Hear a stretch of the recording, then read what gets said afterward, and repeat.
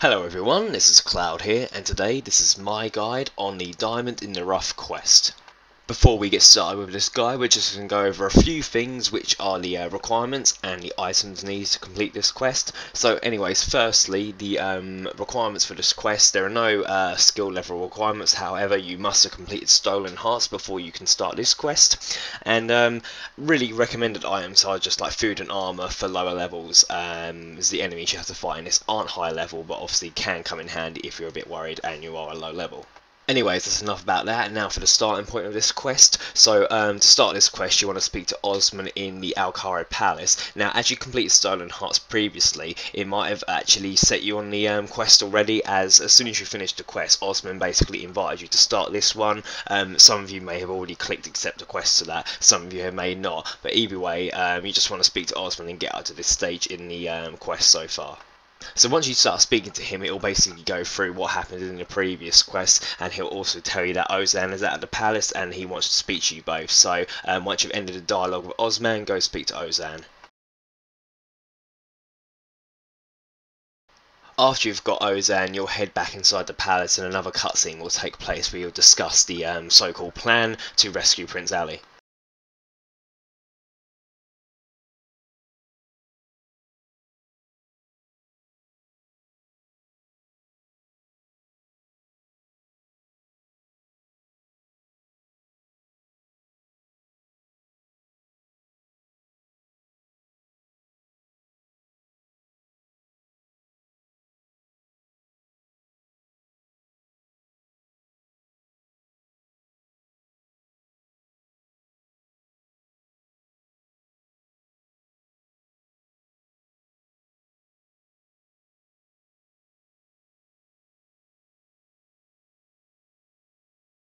Okay, so after the cutscene has ended, you want to speak to Ozan and he'll tell you to take the heavy weight from the scales.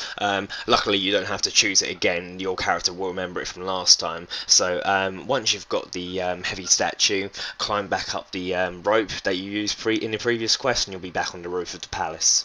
Once you're on the roof, head back to the western side and you'll be able to climb back down the brickwork which you used in the previous quest to get to here. And once you're down there, you will then want to go across the rope that Ozan shot in the previous one.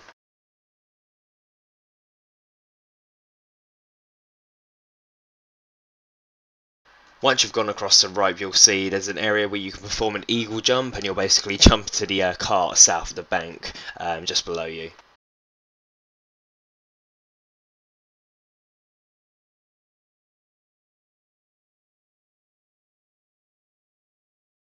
Okay, so once you've landed safely in the cart and you and Ozan are out of it, we now want to head to Shanty Pass. The location is being displayed to you now on a little map that's popped up, and basically you want to head over to there.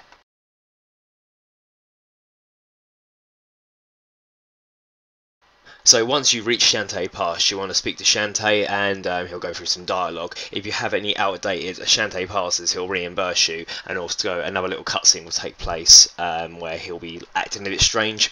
From there you can now click the arch and pass through Shantae Pass.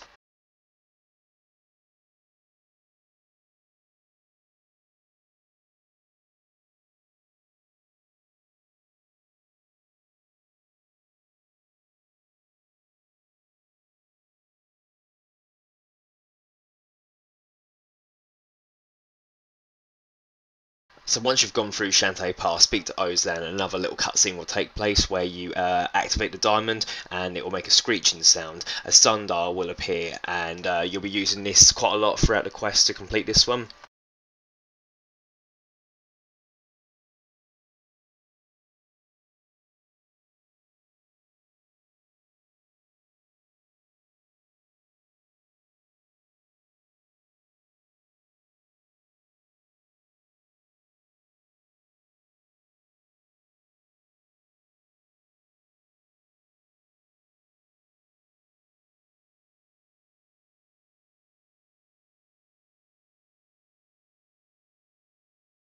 So we'll be asked by Ozan to make the sundial point in the right direction. Now the sundial is Het. Well, if you examine it, it'll basically tell you what it is. And Het is human. So what you want to do is make the dial point towards a human face, and a ray of sunlight will start beaming.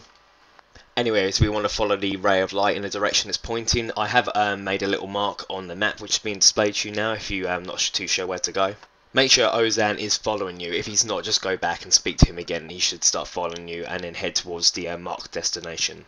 Once you reach the highlighted area, another cutscene will take place where all these bandits will come out of the sand and you'll need to defeat them. Again, they're extremely easy to defeat because they're very low level, so just go around and pick them off one by one.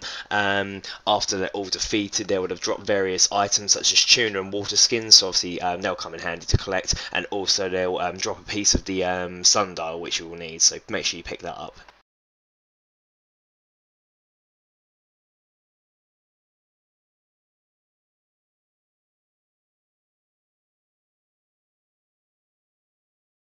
Anyways, now you want to use your sundial piece you just collected on the sundial, and then activate it, and you want to point it towards the monkey.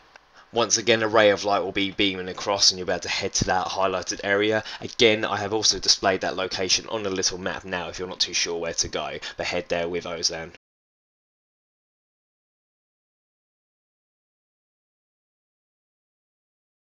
Once you reach the area, you'll be stuck in quicksand, and there'll be lots of different dialogue options you can go through. Whatever you pick won't work.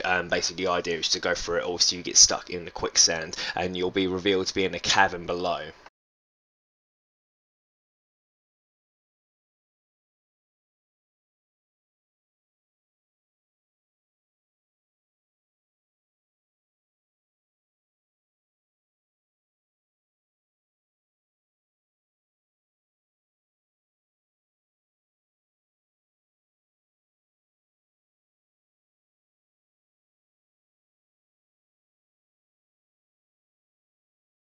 Okay, after some dialogue, Ozan will tell you that he's hurt his leg and will ask you to search the tunnels. So start heading down any random ones. What will happen is you'll keep coming out of different ones, and Ozan will basically joke around about it. And it'll actually turn out that Ozan was sitting on the sundial piece all this time. Once you've obviously gone through the dialogue, he would have reattached it to the sundial, and now you'll be able to point it in the right direction. So once you click it, you want to make it point towards the crocodile head. Okay, now you've done that, another beam of light will be appearing, and you want to head through the west tunnel.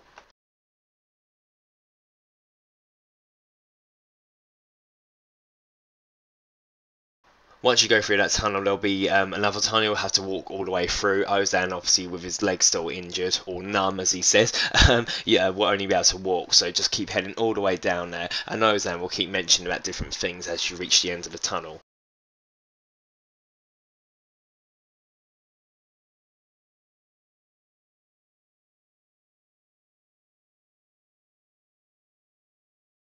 Okay, so as you go through this other tunnel, another cutscene will take place, and you'll see all of these dung cow fights. Now, this is probably going to be the most annoying part of the quest.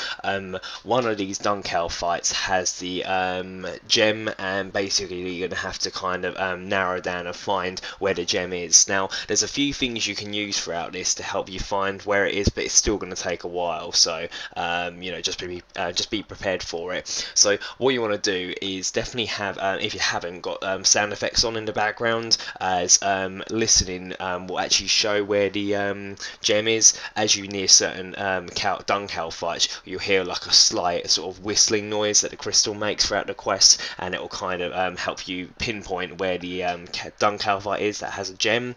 And also you'll notice that some of the dung cow fights will be glowing, and that's the ones you want to slice. So what I've done, I've skipped through most of my footage because I basically just went off to random ones, and I've kind of zoomed in on the dung cow fights that are shining, just so you guys know what to look for. As you do it, you'll start finding gems. You'll come across a sapphire, so you then want to do it again, you'll find an emerald, then you want to do it again, and a ruby, and you'll have to do it one last time, and you'll then find the diamond. Once that's been found, a hole in the ceiling will appear, which is Leela, and she'll drop down a rope for you guys to escape.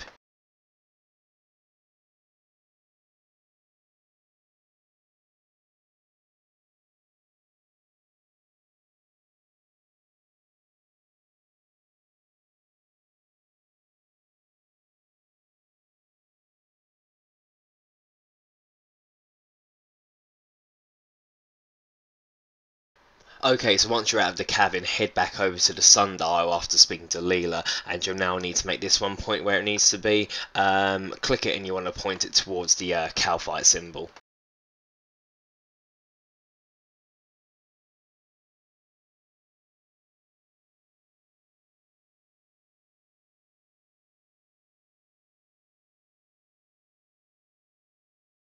So a final ray of light will appear, and this is where Prince Ali is being kept captive. Again, I've displayed the destination on the little map being shown to you now, and this is basically where the final sort of battle is going to take place to finish this quest.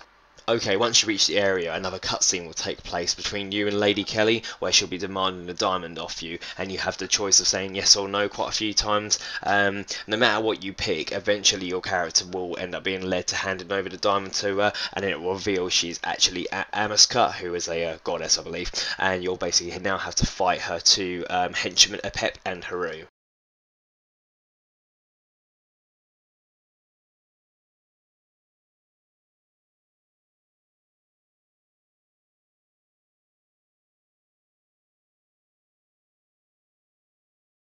So Pep and Naru are low levels and they're very easy to defeat. They just have a couple of like tactics which you can avoid just to kind of speed up the fight. A Pep will yell out Dervish, and if the player doesn't run away from him, basically he starts spinning around, which can stun you quite a couple of times, and then obviously you have to wait for a few seconds before you can fight him again. Haru can use like a blinding attack with his shield, but as long as you're fighting the person in the first place, then it shouldn't affect you too much. Once you've killed a Pep, just go on to a Haru and then kill him, and both of them will be defeated, and now you'll be able to rescue Prince Ali.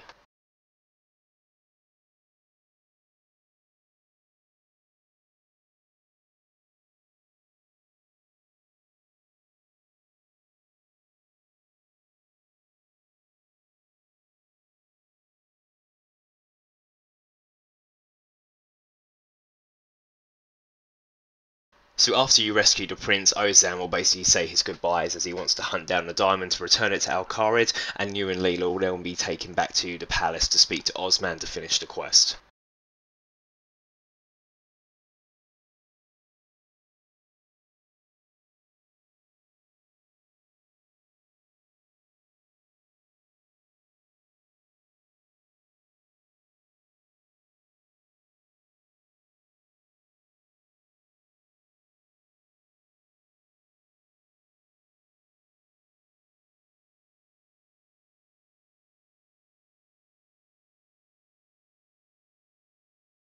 So after you finish speaking to Osman and gone through the dialogue, it will come up, congratulations, you've completed the Diamond in the Rough quest. You're awarded 1 quest point, a Sapphire, Emerald and Ruby if you picked them up from the Dung Kalphites earlier. You'll get 250 experience in a combat skill of your choice, 250 Constitution experience, 250 Agility experience, 250 Thieving experience, and access to the Kalphite Nursery where you can obtain Haru's Shield and a Pep's Axe from slicing the Dung Kalphites. You will then eventually find them. Also, there are a couple of other like hidden rewards you can get after completing this quest. They're a little bit hard to explain in this video, so basically what I've done is written in the video description below, so obviously you want to go and have a read of that.